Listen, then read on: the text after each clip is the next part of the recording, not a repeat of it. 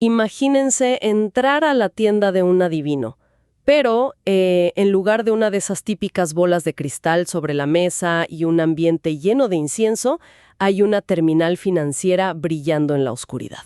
O sea, nada de lectura de manos ni cartas de tarot. Exacto, nada de eso. La persona al otro lado está analizando miles de millones de dólares en contratos digitales. Contratos que básicamente apuestan sobre lo que va a pasar mañana en el mundo, desde una decisión del Banco Central hasta el resultado de una guerra. Y esa imagen, que parece sacada de una película de ciencia ficción, es exactamente lo que está sucediendo ahora mismo en el centro de las finanzas globales. Tal cual. Por eso hoy vamos a hacer un análisis a fondo de la explosión absoluta que han tenido los mercados de predicción a principios de este año 2026. Nos basamos en reportes de FinUps Report, Finance Magnets y datos de plataformas como Polymarket y Kalshi. Es que es una transformación total del ecosistema financiero. Y a ver, no estamos hablando de un nicho pequeño para entusiastas de la tecnología. La industria en su conjunto acaba de alcanzar una valoración de $44,000 millones. 44,000 millones. Es una locura. Totalmente. Y es un duopolio masivo, ¿no?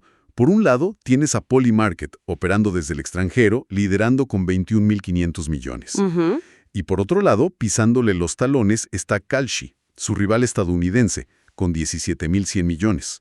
Entre las dos controlan el 99% del mercado. Bueno, vamos a desempacar esto porque, a ver, 44,000 millones de dólares no aparecen de la noche a la mañana. ¿Cómo llegamos a mover tanto dinero sobre eventos del futuro? Tiene que haber algo más pesado detrás. Sí, claro. Y ese algo más es el dinero institucional. Lo fascinante aquí es que esta conversación no trata solo sobre apuestas casuales. Trata sobre cómo la sociedad, y en especial Wall Street, está buscando desesperadamente nuevas formas de encontrar la verdad.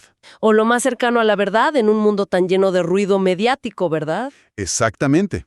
Un dato revelador que cruzó mi escritorio hace poco muestra que el 75% de las firmas de trading propietario en Estados Unidos ya operan con estos contratos de predicción. O digamos, están estructurando todo para hacerlo este mismo año. ¡Wow! O sea, las grandes instituciones están validando que esto funciona, pero el dinero de Wall Street no entra a un mercado si no hay precisión. Nadie pone millones a ciegas. Así es. Buscan mecanismos reales de descubrimiento de precios. Claro, y aquí es donde la cosa se pone un poco, oscura. Estaba revisando unos datos sobre geopolítica y me volaron la cabeza. Polymarket registró un volumen récord a finales de febrero. 425 millones de dólares operados en un solo día, si no me equivoco. Exacto. Y gran parte de ese volumen no fue en temas triviales. Más de la mitad, unos 252 millones, se concentró en un solo mercado. El de si Estados Unidos e Israel llevarían a cabo ataques contra Irán. Ese mero. Pero aquí viene lo fuerte.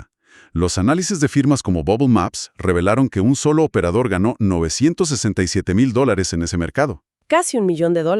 Increíble. Y no fue por pura suerte, porque tenía una tasa de acierto cercana al 90% en sus pronósticos sobre ese conflicto. A ver, espérame. Si alguien tiene un 90% de acierto en eventos militares clasificados... Eso no suena a una predicción genial. No.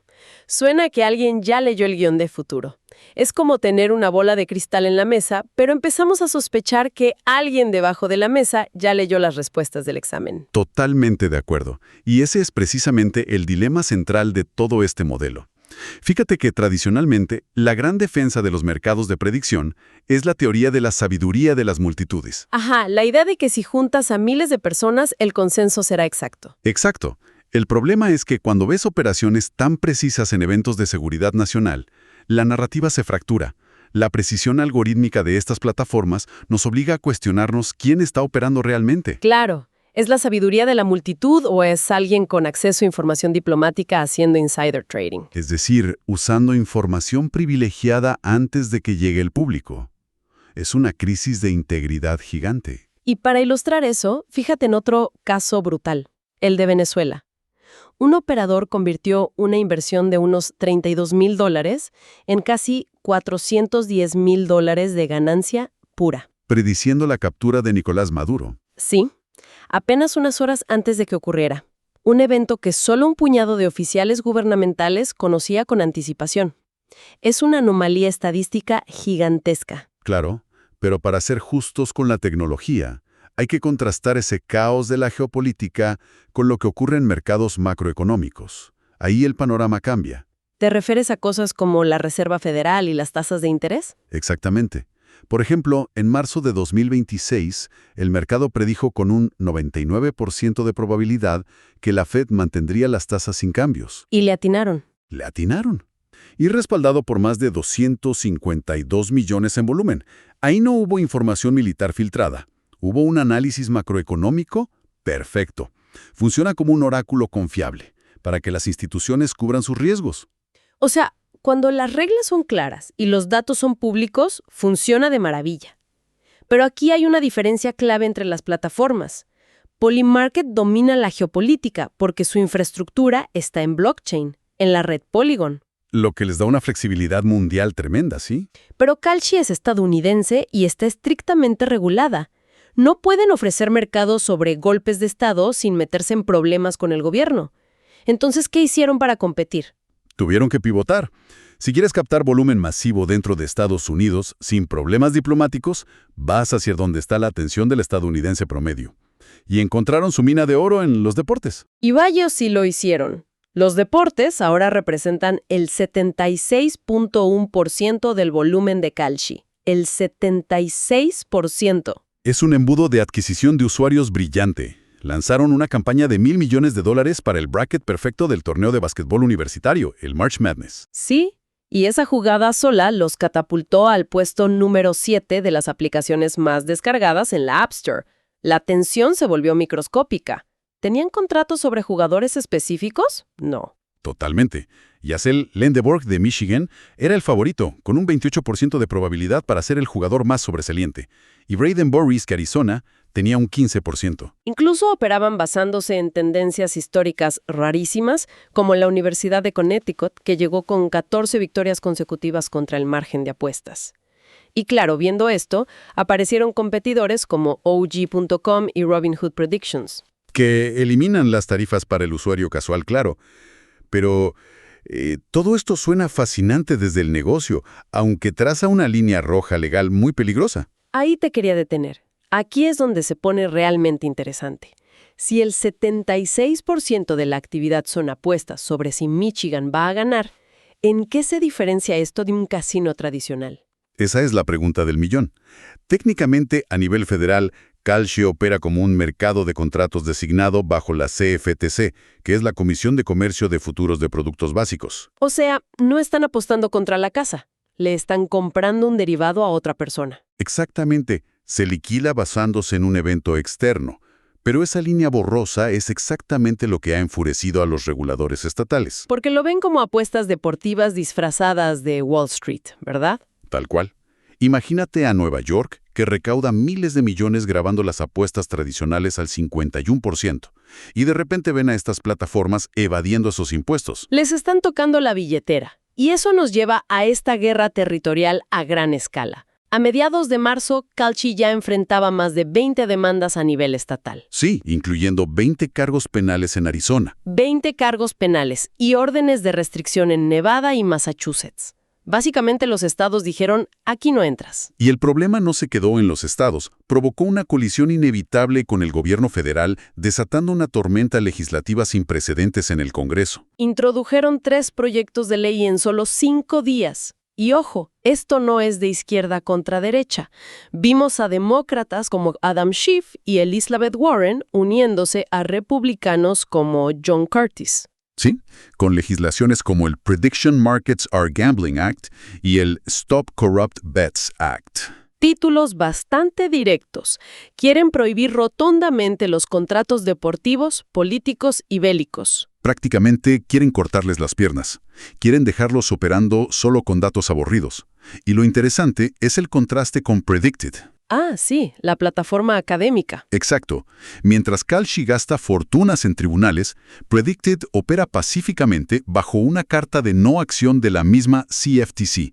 Tienen un límite de $3,500 por contrato y se enfocan solo en política de Estados Unidos. Entonces, ¿qué significa todo esto para el usuario normal?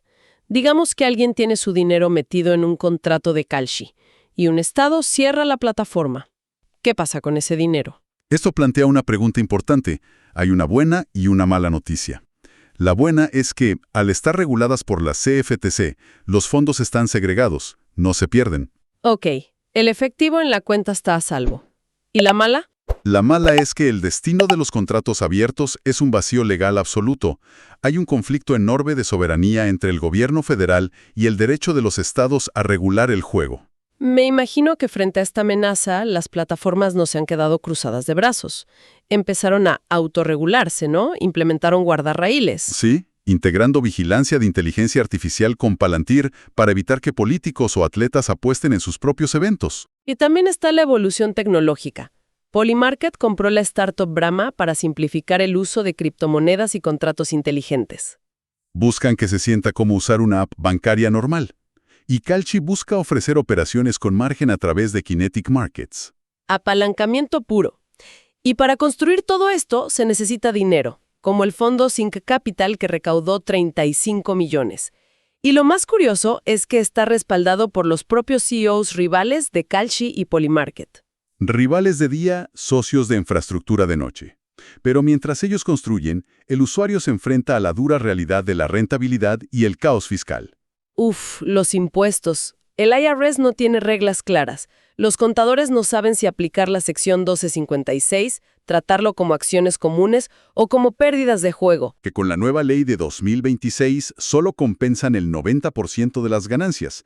Y para colmo, no emiten formularios 1099. El usuario está a la deriva. Pero el dato que más me impactó de los reportes es quién realmente gana dinero aquí. Solo las ballenas, los operadores con más de $500,000 en actividad. Exacto. Nos vendieron la idea de que esto era la sabiduría de las multitudes, una plaza pública democrática, pero parece que es un océano donde solo sobreviven los tiburones de alta frecuencia, mientras los peces pequeños alimentan el ecosistema. Si conectamos esto con el panorama general, la conclusión es clara. El mercado se está institucionalizando. Las altas tarifas, los volúmenes requeridos para superar los spreads, todo indica que el futuro pertenece a Wall Street. Definitivamente. Ha sido un recorrido intenso, desde oráculos geopolíticos, pasando por la locura del baloncesto universitario, hasta llegar a la batalla legal en el Congreso. Y los que nos escuchan deben entender que estas plataformas son una herramienta increíble. Son noticias del futuro en tiempo real que filtran el ruido a través del dinero real. Así es. Y esto nos deja con una reflexión bastante profunda para terminar.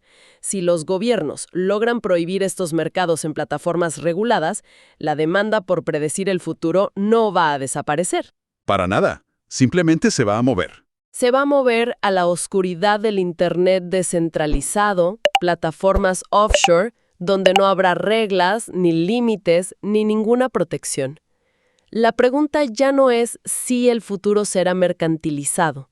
La pregunta es, ¿quién controlará el mercado donde se vende la verdad?